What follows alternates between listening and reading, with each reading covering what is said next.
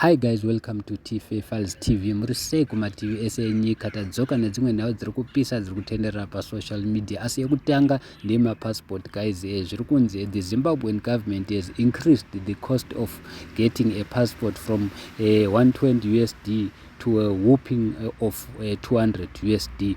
Inonzi ordinary passport guys. Iri kunzi ye 200 yangere 120 USD. Nezvi yakunzi 1 yakunzi 200 USD.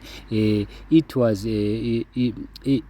wants to make money from the mystery of Zimbabweans who are running away from Zanupf's failed politics and corrupt rules. Imwe yacho yanga chinzi emergency guys yakunzi $300 US. Saka ndo zviri kutaurwa nevanhu vazviramba, vanhu vakaita sana Hope Chinos vazoendera mberi futi vakataura nezvenyaya yenzira vaidedzera kuti matollgate vataura kuti roads will go up from 2 USD to 4 USD. Zvinotoshamisa, hapana chinhu chakadaro. Ndo zvataurwa naHope adedza kuti chitsotsi chinotoonekera kuti varida kudya mari dzevanhu. Aenderera Hope akati the regime is on hearts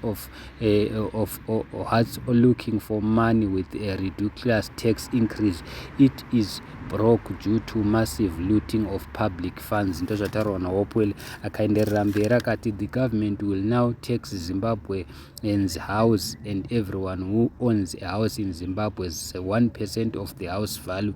Dedzera Zimbabwe yaenderera futi chiti munhu wese anemba muZimbabwe akufanira kubhadhara 1% of its value. Zvinorwadza, zvinoshamisa. Iwe pauno wakati wakazvivakira imba yako ukatenga stand yako uchita uchabhadhare, zvazvitaurwa nevanhu vachidedzera kuti komuri kuti kudini vanhu vakatora mapension nevanhu vasisingachashandi vanobhadhara sei.